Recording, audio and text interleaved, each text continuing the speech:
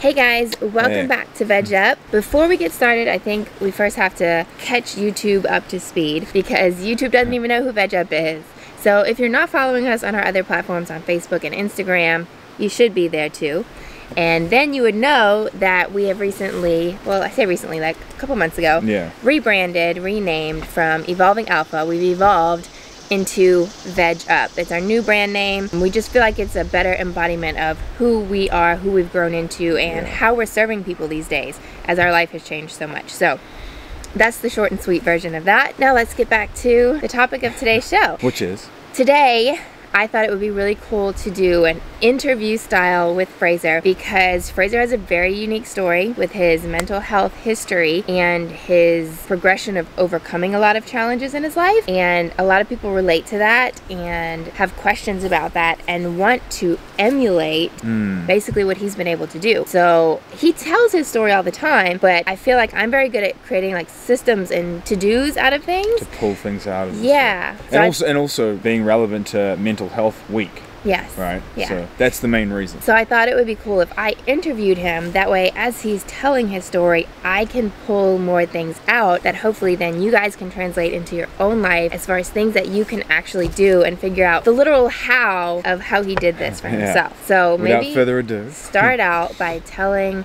your background story. Briefly. And maybe ask questions to pull things out. Yeah, as you go, I'll interrupt you. So be prepared, I'm going to interrupt you. So basically, from a very young age, I would say in my early teens, I struggled a lot with mental health. And being almost 36 now at the time of this video, that wasn't as common back then. It's a lot more common in youth today, but back then, 20, 30 years ago, it wasn't as common to have... You were just thought of as a bad kid, basically. Yeah, and so to be diagnosed with depression and ADHD was not common back then as common. And so I was diagnosed with those things quite early on, and I really struggled. I struggled in school. I struggled to fit in. I didn't do well academically in school, and because of that, I felt stupid. Like I felt like I wasn't intelligent. I felt like I wasn't as good as the other kids, and it led me down all these paths of trying to change who I was on the outside to fit in, kind of like a chameleon trying to find its place in the world. I was here changing the way I appeared. I would dye my hair. I got like piercings and I just did all kinds of stuff to try and change who I thought I was to fit in and be accepted. And it goes back. Or do you think to even find out, like to find who you were? To discover, part of it is like I wasn't even sure who I was.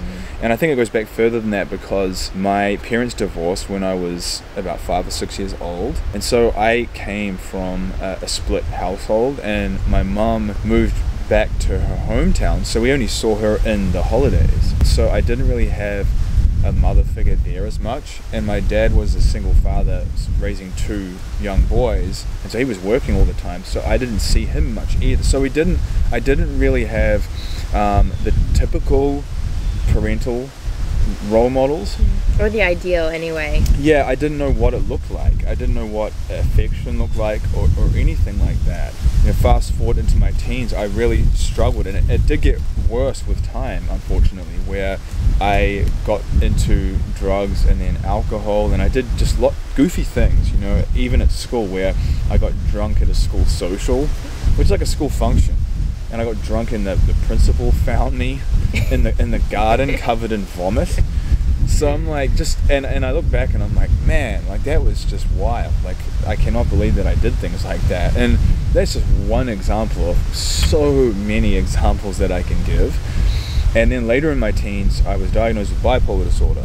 So I was heavily medicated throughout this whole time, but I never found that anything really worked. It would just kind of sedate me. And you were on multiple kinds of, so you were on like uppers and downers and antidepressants. Yeah, so I was on lithium carbonate, which is for bipolar disorder. Before that, I was on a range of different antidepressants, like Prozac and different equivalents like that, but also anti-anxiety drugs like clonazepam. I think Klonopin would be what it's called in the US. And as a teenager as well. This is not as like a grown-up, this is like as a teenager. And then Ritalin, like Adderall as well. So things that are like stimulants and then things that are like sedatives. And I started to notice that I would almost use them to control my state. So I started to notice that I would use the Ritalin to kind of like fire me up, and then I would use the sedatives to like zonk me out, and it really got on this like roller coaster of up and down. And then if you combine alcohol with that, it was just this bad combination. And I wasn't vegan, I wasn't into health at all. I didn't work out. I smoked for a few years. I drank all the time. I couldn't leave the house without being kind of half drunk first. I had so much anxiety that I would be so nervous to leave if I wasn't a little bit wonky, that I had to get in that state before I left. And I remember one time I drank too much too quickly before I'd even left the house, and I threw up before I'd even left to go out. And I didn't even think that at the time, I didn't even think that was like a warning sign. I was just like, oh man, that sucks, I drank a little bit too much. I didn't think to myself, man, that was bad. Like, is that alcoholism? Is that socially acceptable alcoholism in the form of binge drinking? And as a butcher as well, that's another thing. So I was working in an industry that was just very alpha male, masculine, chauvinist. And a lot of the guys in that industry also had mental health problems. They had drinking problems, they had drug problems, they had mental health problems as well. And so I felt like it was like fuel on the fire. I hated my job. I would wake up in the morning and cry before I had to go to work because it was so depressing. And I used to get victimized. So not only did I get victimized at school and bullied at school a lot, but then I got victimized and bullied in the workplace too. And so I spent a good portion of my life being bullied and being victimized, and that was really tough, you know. And you were on you were on the medications for how long? Like a decade, more than that? Yeah, so I was on different medications throughout probably a 10-year period, from my early teens through to my early 20s. And it is really common for people who have these types of issues to be put on that combination of prescriptions of pharmaceuticals, and they tend to all get used in the same way. People get addicted to that. They need one to get them up and get them going in the morning, during the day, like they get that high from how much they can do, and then they're like so charged up that they need something else to help them relax at night, to bring them down. And then typically there's like an antidepressant as well, just as a blanket, so that you don't harm yourself basically, or you know, spiral too far down. But I kind of just a shell, and you're just completely medicated, and all of your emotions, if you even call them that, are just dependent on the medication. I kind of explain it like, it doesn't make you feel better, you just don't feel worse. You don't feel anything. You don't feel anything. There's like an absence of feeling. So it's not like, for me personally, it's not like the medications made me feel better. They just kind of removed feeling. So I felt nothing, which I think is equally bad, because I feel like the human experience, in a lot of ways, part of that is pain. And it doesn't help you deal with anything. Like, it doesn't actually question, why are you feeling this way in the first place? And also part of it, like recognizing now the human experience, part of the human experience is suffering and pain, but often through that pain comes new life. I mean, not to get all metaphorical, but you can see that when, you know, Zia was born and you went through all this pain, physical pain, to have this life birthed from you. And it's kind of like that with a lot of suffering and pain in general, is that now when I go through challenging things, I'm able to see like wisdom in it and see the gold in it, to try and take a lesson from it. Whereas back then I saw it as just suffering and just a black hole of suffering, and that's what it felt like. It felt like there was no way out. I had periods where I went to go study at university, and my anxiety got so bad one day on the bus that I got off the bus and I was all sweaty and bright red and just flustered, and I almost felt like I was going to throw up. It was that, you know, that nauseous... It was a panic attack, basically. It was a panic attack. And basically then what happened was, in my head, I was like, I can't do this anymore. And I convinced myself to just stop. And I was in the second year of studying psychology and law, and I had about $50,000 of student debt, and I just walked away from everything because my anxiety was that bad. And at the time I didn't think of the long-term repercussions of that, of spending 2 years studying something, investing time and money into something, and then just stopping it. And I kind of look back now and I see this like wake and this trail of just like half attempted things and debt and failed projects that I didn't really do because the mental health issues were so bad.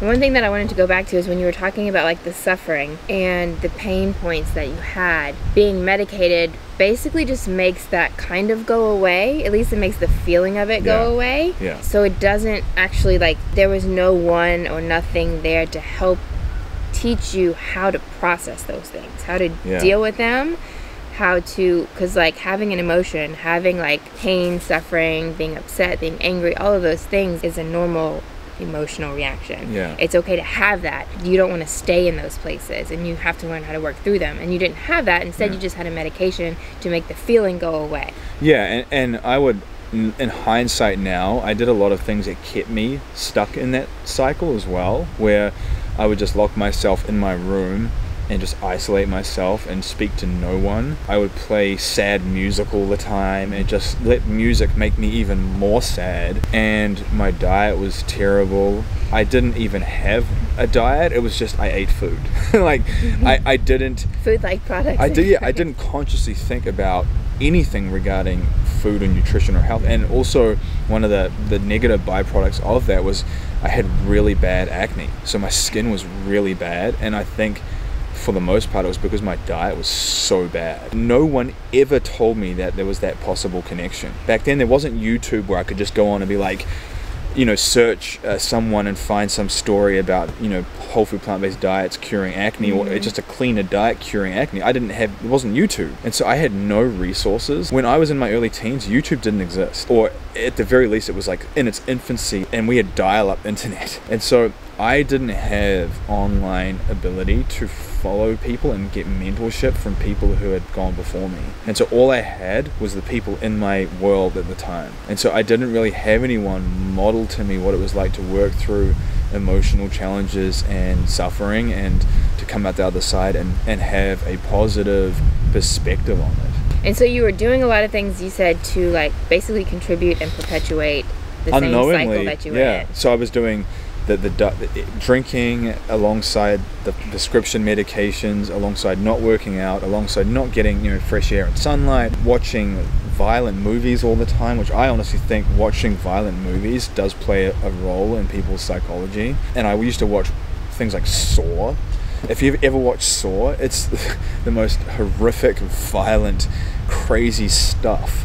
And I feel like it made me more crazy watching things like that. And then being in a toxic work environment, I think really was like the icing on the cake. And most people do that. Most people have those lifestyle habits and things that they think are completely normal. You don't know. Yeah, like, you don't know that it's different. I did not think, oh, is my diet contributing negatively to my mental health? Is what I'm watching? Is my work environment, is the music I'm listening to, like all of these things, all these inputs. I never thought, is this contributing to why I'm struggling? I thought at the time that it was genetic, purely genetic, because there was a history of mental health issues in my family, and at the time the doctors kind of insinuated that it was probably just genetic. And I don't know if that's true or not, but I completely bought into that story. And that didn't force me, but it didn't make me curious about any of the other stuff that it could be. Because you didn't think there was a solution. I was like, well, it's genetic, it's just in my DNA, and there's nothing I can do to change it. Yeah, and so because of that, I didn't really even ever question any of the other stuff. And that's what most people do. They have those lifestyles, and they're not aware of it. But one thing I think that is really common is that when you're bugs are out in the nature. When you're in that place, it's hard to change some of those things. Were there any of those things that you were doing that were contributing, making it worse, that you did have any awareness of? Or like, what was the first thing that you became aware of? I think the first thing for me was getting some counseling, some therapy started to help shine light on some of these things. So I got a therapist back in New Zealand, and he was amazing. If we lived there today, I would probably still be seeing him today. And I saw him for years, and his name was Frank Hayes, and he gave me space to express myself and to talk about some of these emotional challenges that I'd been through when I hadn't really been able to do that with anyone else. But more so at the time, he's like, have you ever tried working out? And this was even early on, before I wasn't really active online. So I didn't know that working out could make you feel better. And so Frank proposed this idea. He's like, have you been to a gym before? And I'm like, no, why would I want, Like, why? Like, I just had no clue. I had no knowledge. And he said, well, working out can make you feel better. And I know that sounds like common sense today, but honestly, to me back then, when I was in my late teens, I didn't think about that at all.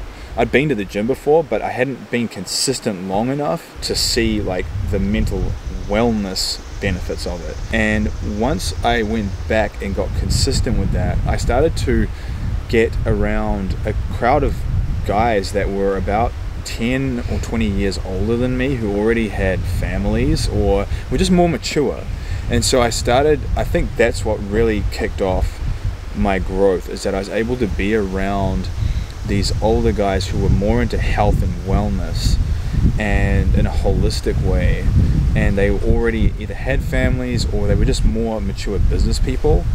And for whatever reason, they took me under their wing. To this day, I mean, I'm just thankful that they did. I'm not sure why, but I found that through that opened the door for me then to start getting curious about what I ate and everything else. So that was kind of like the gateway. And so often I think if you can get some therapy with someone who is good, they might propose ideas for you to try. And especially in 2020 now, I think it's a lot more common for people to have more resources and know what things to try than I did back then. So I think the first thing, as far as tangible things, I think the first thing is go to, Frank is a psychologist. Yeah. Find a well, as soon as you're in pain, you feel depressed, all of these things, you're just unhappy consistently all the time, your first move was just to go talk to a professional. Psychologist. Yeah. I recommend psychologist over psychiatrist. Yeah. Psychiatrists tend to write prescriptions very quickly and not do a whole lot of the digging work. Yeah. Psychologists do more of the mental work, listening. They don't tell you things to do. They just listen to you. They help you work through your own things. They offer suggestions. Yeah. They kind of help you come to your own solutions, basically. And I'll be honest, if you can get a physical therapist where you're in the same room as them, I feel like that is not a physical therapist, but like a therapist that's physically in the room with you. Yeah. I feel like that is, for me personally, that was way more effective than like virtual therapy. I feel like there's something about being in the same room with the person and having that space allocated just for you and to express yourself. And if you don't have a choice, the online therapy, I think is better than nothing. It's better than nothing, but I think if you can find someone in your area, it's a good thing to have a look around. So starting there, and then he suggested getting into a gym. So doing something physically active. And we've talked about before, like with our coaching and our clients, that sometimes you have to act your way out of something rather than thinking your way out of it. Like you have to create the action, get the momentum, and then your body starts to feel better. So that's kind of what that was doing. It was literally just changing my brain chemistry, the chemistry in my body. So even though you didn't know what you were doing, it works. Anything like that, you just got in the gym. And that's the next part of that, is that yes, you were doing something good for your physical health, but even though you didn't know what you were doing, you didn't know how to do it properly, you just were in there. And then being in there puts you in a different environment. It puts you in a new environment around people who were more mature. And I found that as a byproduct of being around those people, I stopped drinking as much. I stopped associating with the old crowds of people over time. It wasn't like a night and day change, but I look back now and I recognize that I just stopped spending as much time with those old people. And as a byproduct of that, I stopped consuming so much alcohol and I stopped eating so much junk food. And so it was almost like me transplanting myself into a different environment. I didn't know that these other things were going to happen as a byproduct of that, but as a flow-on effect, they just kind of happen naturally over time. It's just a testament to how much your environment and the people in your environment, people that you're spending the time with, how much they can influence your life and impact your life, like how you're feeling, but then also like those lifestyle habits that we talked about in the beginning. All the people that you were hanging out with before were going to all the same parties, listening to all the same music, drinking all the time. Like they all have the same things. As soon as you got around a different group of people who had different habits, you had companionship in a different space. You had conversations, you had people to listen to. You had that companionship that you were getting from your old friends. But then this new group of people had a better set of habits. And then you started to spend more time there. And then of course that influences your habits because these new people probably seemed a bit happier. with their life than the old people. So you're like, if these people are doing these things, probably makes more sense. Like, I should try and do some of those things. Yeah, and I just, and also because I began to enjoy working out, I found that if I stayed up all night and went out drinking and all of the old stuff, I would be a train wreck the next morning, and I wouldn't be able to go do that thing that I was starting to enjoy more. And as a byproduct of that, I stopped going out as much at night, and I stopped staying out so late. And then I got to the point where I really didn't even do that anymore, because I looked forward to that thing in the morning so much that I would go to bed earlier to look forward to that thing. And so it was finding things that you love, but also I think finding things that you love with people that you enjoy being around in the process as well. Because I look back now, and a lot of the people that I was friends with when I was in my late teens, early 20s, not a lot of them, but some of them are in prison now. I mean, some of them are dead and in prison. And so it could have been really easy for me to be that person had I not gone down a different path. I often think about that. I think how fortunate I was to just, that in this world of just these decisions, that somehow I managed to navigate all these minefields. And I got caught in some of them, but never to the extent that some of these other people did. So I'm thankful for that. One thing that I kind of want to backtrack to is when you've made that first decision to go to a psychologist. Did you make that decision on your own? Was it encouraged by someone else, a family member, anything like that? And then kind of to go along those same lines, had you had much pressure or influence, like people trying to help you? Usually it's parents, it's older people, like when you were younger, who were like trying to drag you out of that. And kind of how did that make you feel? How was your reaction to that? How did that have an influence long term? Yeah, so I had people try and drag me out of it. I remember vividly one time I was in my room and I was just upset all the time, and I had some family friends who were over for dinner. I didn't know who they were, and the guy comes into my room, he knocks on my door, and he comes in and he like sat down to like talk to me. And at the time I was like, what the heck is what the heck is this? Like, who are you?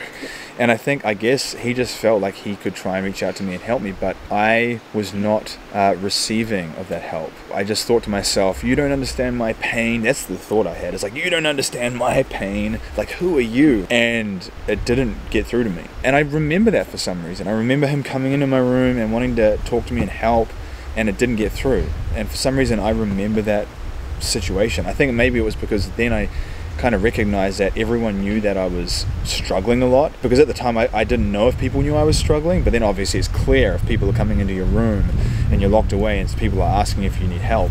But ironically enough, you said to go to a psychologist ideally first, then a psychiatrist. I was going to the psychiatrist and he was medicating me with all these different things, and none of them were working. And that's when he suggested, well, maybe you should go see a psychologist. So the psychiatrist suggested it. Who suggested you go to a psychiatrist? The doctor. So I went to the normal general practitioner, a doctor. They can only prescribe you, I think, certain medications, but they can't necessarily give you like proper mental clinical diagnosis like a psychiatrist can. So I think the general practitioner, our family doctor, recommended a psychiatrist, who then recommended a psychologist. So it was like going through like the medical And you went to your general practitioner because you were like just depressed, basically. Yeah, so that's I think the thing that most people do is they just go to their typical doctor. So skip that path. Go straight to the psychologist. Yeah, and most people, I think, from my and looking back now, when I remember about going to my doctor, is that they'll just usually put you on a mild antidepressant straight away. That's the first thing that they'll do. They might like a muscle relaxer. So help calm your nerves without being a full-on anxiety medication. Like a mild anti-anxiety drug or antidepressant. They might try and give you some advice like exercise or eat well. Maybe they'll give some type of lifestyle advice, but they'll definitely probably give you some mild medications to start with. So I do think the best route would be psychologist first, and see if you can figure things out through that route first. If I could go back in time, that's what I would have done. So when that person came into your room to talk to you, how did that make you feel? Did it give you any relief that, like, okay, other people are aware that I'm struggling? I felt like more exposed. I felt more vulnerable, like, oh god, like now everyone knows I'm really struggling, like, and who is this person? And so I was in a place where I wasn't really open to help. I didn't necessarily, I was upset all the time, but I just I didn't even want help. Well, clearly, I'm sure if somebody you didn't know came into your room to talk to you, your family had probably already... And as you can see, Z is awake. We have a special guest. So we have a special guest who's joined us. Hopefully she remains calm and in control during this time. Wish us luck. So I was saying that if someone you didn't know came in and talked to you, your family had probably kind of attempted. Yeah. Whether you really recognized what their attempt was or not. Yeah, I think, what happens often is, especially with family, is we don't think that they can help us, or maybe they're part of the problem. And so we're like, what do you know? Yeah, who are you to tell me what to do? We see you, and you have your own problems. And so I felt like I had conflict with my dad, I had conflict with my stepmom. And so in my mind, they were part of the problem at the time. Even though they were trying to do things to help me, maybe for my own good, I felt like they were part of the problem at that time. And so then having someone come in, I felt kind of vulnerable, almost like people had been talking about me. Yeah. But I think there's a paranoia with that, and it's just this vulnerability of, okay, my problems are so obvious and apparent that now I'm having strangers come in to talk to me. And in hindsight, now as someone who's been through so much, I would have approached it differently. I mean, I wasn't rude or anything. I sat there and I listened, but nothing went in at all. And he probably went away feeling like he'd, really got through to me. Like, I really felt like I got connected with Fraser and I got through to him. Like, this was great. And it all just kind of went over like water, like on a duck's back. But I wasn't really in a place to listen. I felt like maybe because my voice wasn't heard. And so I was like, well, if my voice is not being heard, why do I even want to listen to anyone? And who are you? I don't even know you. Who are you to tell me what to do? And so I wasn't very receiving of that help. Now you have to try and come up with questions while she's not pulling on your hair and stuff. So I know another thing that I want to talk to you about, and this may be kind of we're in the timeline here. So after, you've seen your psychologist, he recommends you go to the gym, you start being around a different crowd of people. I know one thing that, basically you were kind of in when we met that is different than what most people would do, is that you basically spent a couple of years on your own. I call it monk mode.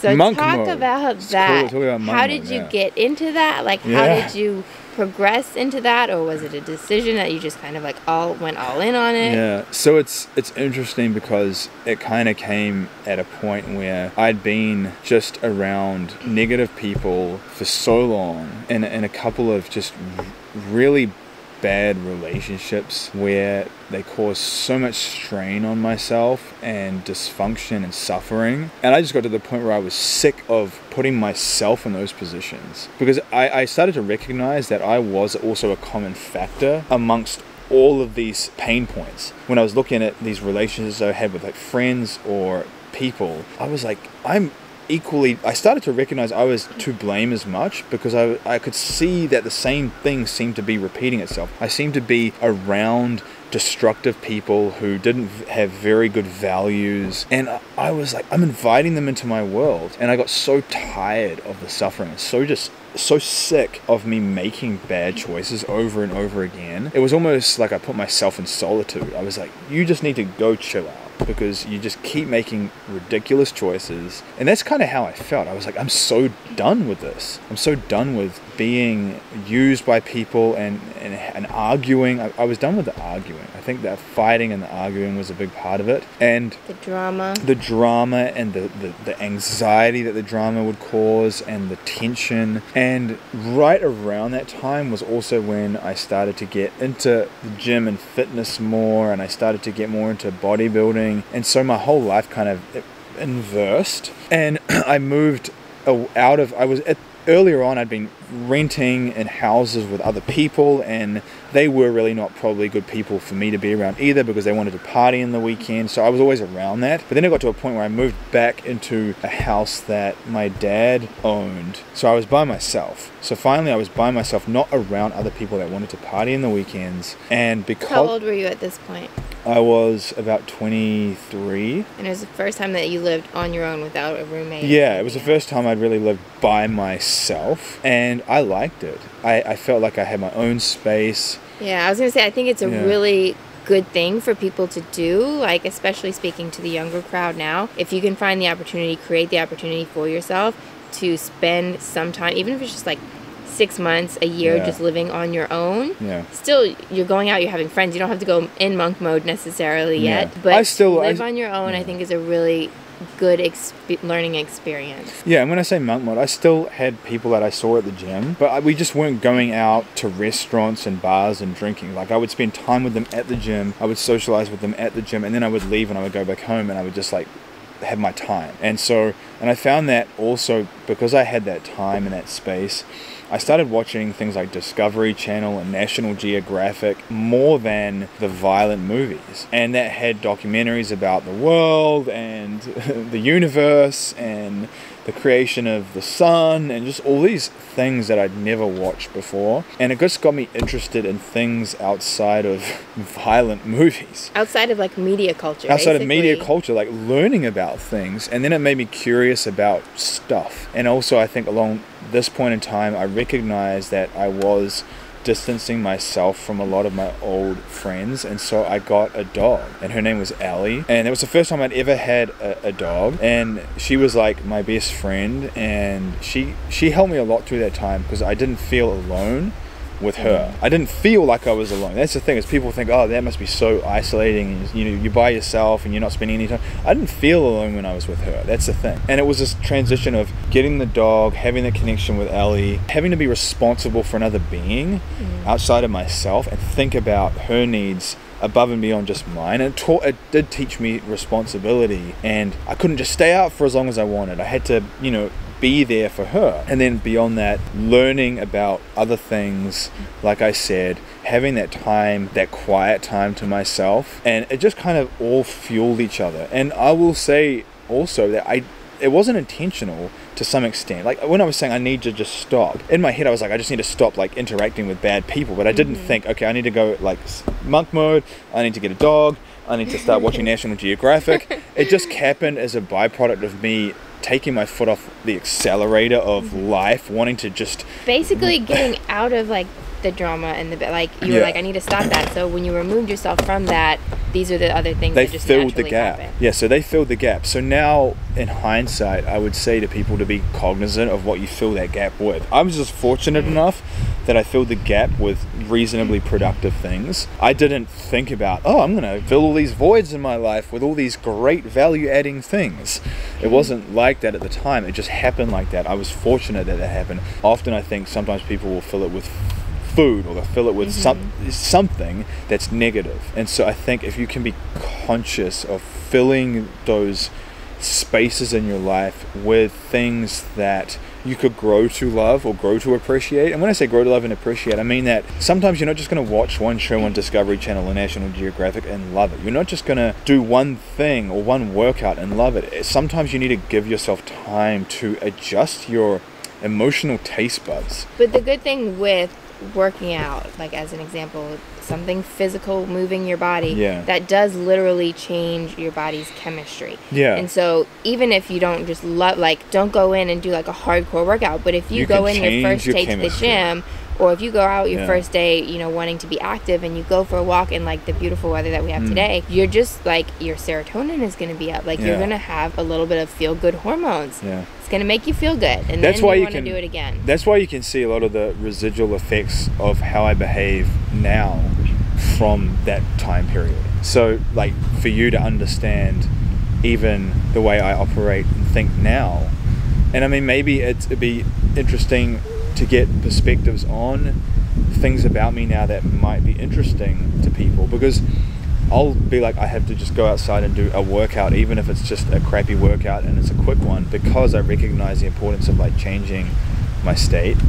And so there's habits that I do even to this day, over a decade on from them, that make such a huge difference. And I recognize that it's like a daily practice for me, that I think mental health is a daily practice, and I think people don't sometimes think that. They think you either got it or you don't. And for me it's like brushing your teeth or drinking water. Like you don't just brush your teeth once a month and then everything's good. It's something that you do every day, and you don't complain about doing it every day because you just know that it's part of your routine. And speaking of that, how often were you going to the psychologist? I was going to the psychologist early on, really early on, twice a week. Yeah. And then after the 2 times a week for probably the first 6 months, once a week for 6 years straight. Yeah, I think that's important for people to realize. 6 years. You can't go talk to somebody like once and then 6 months later maybe you go back and do it again. Like, yeah, I found that early on, my therapy sessions actually made me feel worse. They were really draining because there was so much baggage. Like, my whole life had to be unpacked. I felt worse. I'd leave the sessions and I'm like, oh God, I've just relived like all this ridiculous stuff that I did, all these bad memories that I've had, and I felt worse. But it was like we had to unpack all that past trauma that I just like stuffed down to get to a point where eventually we got to a point where I would talk about current events in my life on a week-to-week basis. So I wasn't even talking about what happened in my childhood anymore. I was talking about what happened to you this week. And I was so up to date that there wasn't any heaviness to it. And it's almost like my perspective changed as we got more closer to the present time, because I was able to solve problems in real time and actually calibrate and adjust in real time to see positive outcomes. And I actually started feeling really good after my sessions. So after my sessions, I would feel like this weightlessness where I would leave, and if something had happened that week and I felt kind of heavy, I would leave and I felt light and I felt more carefree and just calmer. But it took time to get there. That was not something that happened straight away. That's really good. I think that's probably the most, like, the best thing we've hit on so far. Yeah. So for people to realize and know going into it, you should go talk to a psychologist.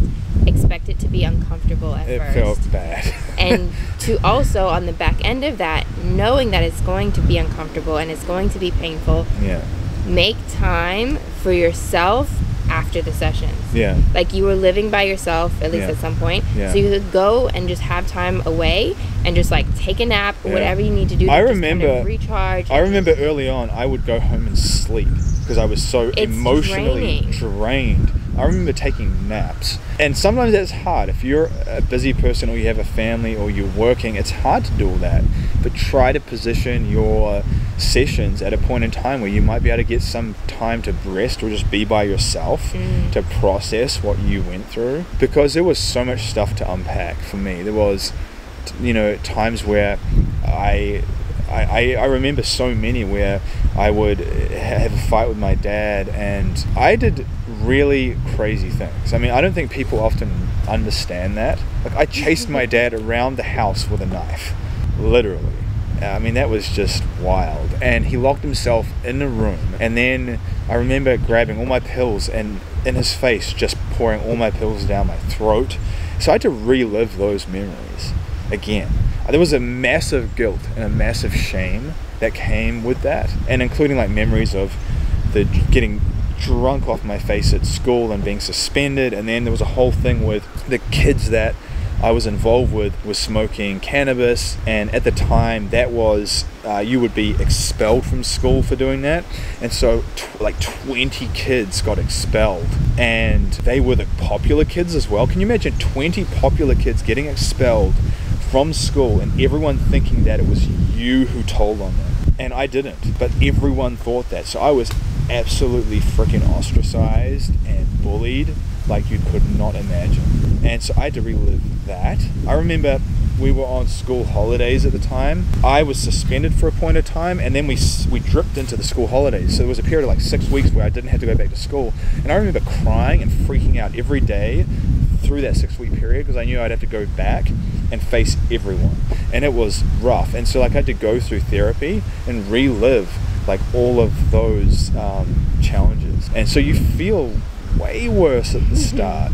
And so that's why I think having time and space to process things and making sure that you're exercising alongside doing this. At that time I wasn't doing that. So like my psychologist told me to go exercise. So at this point in time, he introduced these things to me. In hindsight now, I would have been doing the self-care, like eating better, working out, just having quiet time to myself when I started the therapy to make sure that I had the right tools to like process what I was going through. And off the back end of that, I think it's really important to point out, if you're someone who's like in the situation, if you're watching this, get help, like go to a psychologist and talk through things as early in your life as you can. Yeah. You might be watching this at 50 years old and you've never done it, and now you need to start.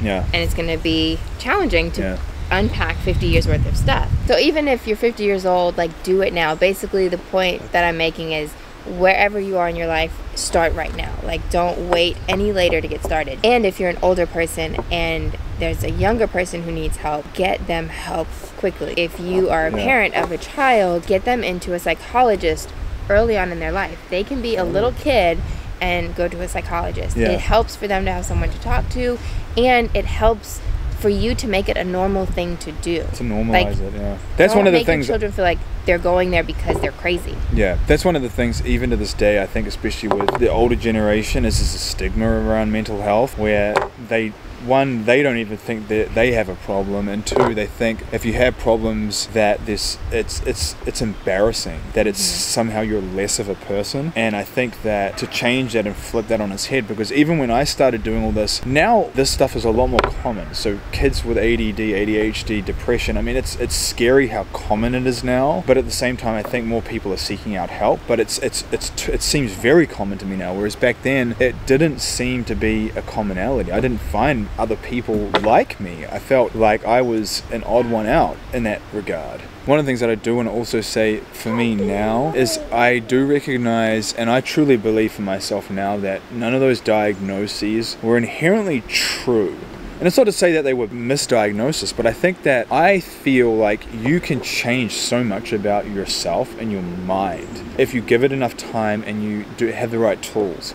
And I think given those shifts, I was able to shift myself out of a lot of those diagnoses. That gives me hope. And that actually provided the fuel for me to be more courageous in my life, to do a lot of things that challenged me, because I thought to myself, if I was able to rewrite my history and change the way I think on a chemical level and literally change my thought patterns, it now provides me with this idea that I can change anything. Okay, I think we're going to have to wrap this one up, guys, because he is getting antsy. She wants to go inside. So we may be able to dive into another one. I think it's good, too, that we don't make this too long. Obviously, like, we could spend days and days on this kind of stuff. And maybe if people have questions or they want to know more about certain things, let's start a discussion in the comments, and then we can do another video off the back end of this and kind of dive in deeper, or like the next phase of it. Because there is so much to talk about, and we don't want it to be a super long video, and at the same time, I want to make sure that we touch on things that are really relevant to you. So, like Lauren was saying, if there's something specific you want to know about, or something that you're going through, or you'd love to hear my insight based on what you're going through, or you want to hear more about certain parts of my story, then post it in the comments below and I can share that, because I've been through so much, and often I forget how much I've been through because it happened so long ago. And that you still work through things, and like you still have to keep routines and structure and habits in place to keep yourself in a good place. To this day, it's a daily practice. Nancy is picking her nose. Look at that. It's a daily practice of picking your nose. What are you doing? Alright guys, so thanks for watching this video. I look forward to seeing the discussion in the comments below and talking to you guys there, and then doing another follow-up video on this. You want to close out here? If you like this, if you found it helpful, click the thumbs up button. Click subscribe to the channel, and most of all, share this video, because I think this video could be so helpful for so many people. So if you can do anything for us, it's just to share this video with others. Ready to close out? We'll talk to you later. Bye.